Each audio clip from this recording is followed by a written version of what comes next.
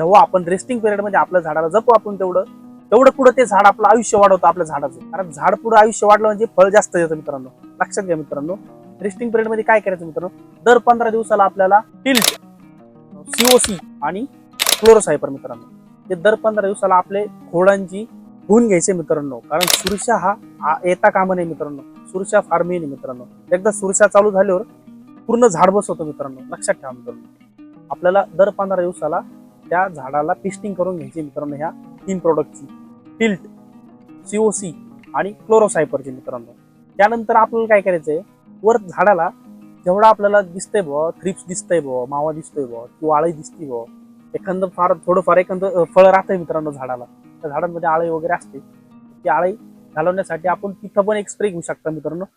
Compulsory मित्रांनो spray मध्ये वरून जर घ्यायचं असलं तर 0.34 घ्या रेस्टिंग पिरियड मध्ये. रेस्टिंग पिरियड मध्ये काडी मॅच्युअर करण्यासाठी सगळ्यात जबरदस्त